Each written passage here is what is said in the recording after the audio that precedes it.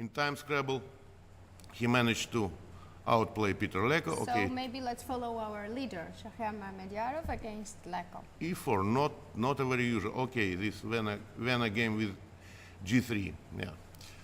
So, used by Rauf Mamedov to surprise Vladimir Kramnik, and now, yes, it's quite usual in the practice of Azerbaijani players. Well, I know a thing or two about it. Not so sure it's the best, this exchange on c3. I think knight f6, like Vladimir Kramnik played, is more solid. But here... In blitz, one can try everything. Yeah, that's for sure, that's for sure. But I think that actually this is, well, let's say, the main theoretical line of this variation. And I believe that the theory a bit misevaluates this. Because, okay, traditionally it was supposed that black has a comfortable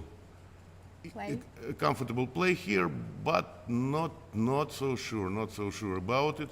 White probably has a little pressure on e5 pawn, and also the b file gives a bit of free play.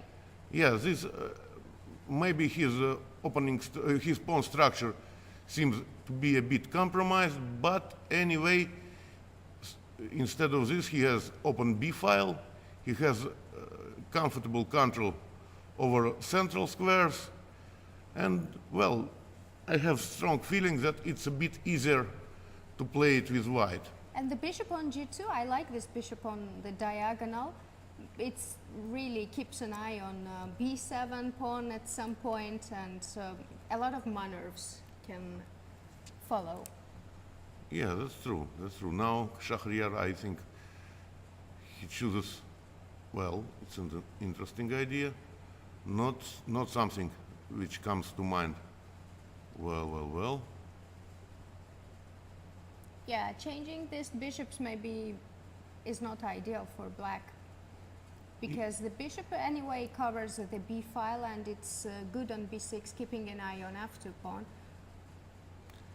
Now rook b1, a little pressure on the queen side, but bishop b6, bishop e3 maybe once again. Bishop a5 then, I guess, will follow instantly. Oh my goodness. This is repetition just. Okay, maybe to gain some time. It's always important in blitz to gain some seconds. Yeah, but somehow it's not so clear what to do with white. Okay, yes, it's not Shakhriyar's style to repeat moves so early, so he... It is blitz and 10 rounds ahead, so... He tries to reach some progress, okay, because after now, if black develops his queenside bishop, then bishop e3 will follow, and then b7 pawn will be hanging, but... Queen d6 is quite Peter natural. knows it. Queen d6 is normal move, and now queen h5. A little fake attack. We don't have much pieces to attack. Queen is very active on h5, maybe also keeps an eye on e5 pawn, but Shakhriyar really goes for knight f5, securing the white squares. Yeah, knight f5 and knight e3 might be an interesting regroupment, so Peter tries to prevent it. Now the f2 pawn is under attack, so white has to do something about it. Knight f5 maybe runs into something like bishop f2? No, bishop f2. And g6 I wanted, or knight e7. Then queen takes h6 simply. Well, Shakhriyar just plays more solid, not to think about this f2 pawn too much.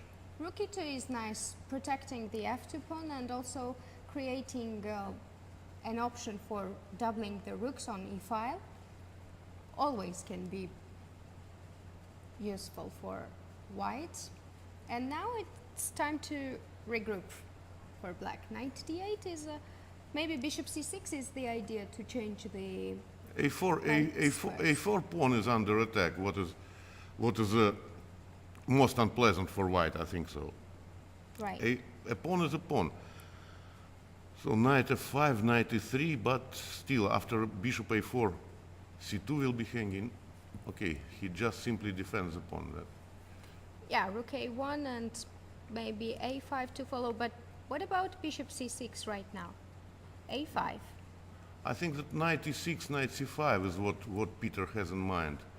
Knight e6 and knight c5 might be quite unpleasant, just exploiting this weakness on a4. So this move a6, a5, no, Peter just... Knight e6 drops the pawn on b7, so it's good to... Oh yes, right. Good to He prepares this maneuver. Might be quite unpleasant. Well, Rook f1, doesn't it drop the pawn? but the idea was a f4 as far as I can see, yeah. Right. Actually, that Shakhriyar is an aggressive player, but I'm not so sure if this is the right treatment of this position. Anyway, very interesting and messy. It's Oh yeah. Maybe because okay, now after knight f4, rook f4, f7 is a big problem really. So maybe this f4 was a bit underestimated by Peter Leko, because now it's not so easy to find a move for him.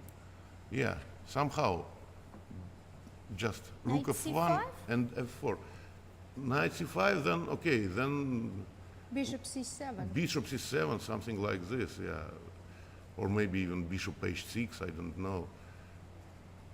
Well, It's very, very scary to be under this f file.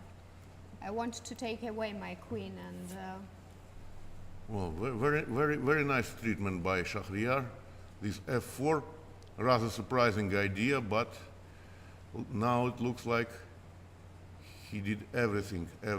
Peter Leko has less than 1 minute, and it's not really enough time to make good decision here. Yes, because I think the position itself is not so easy for black.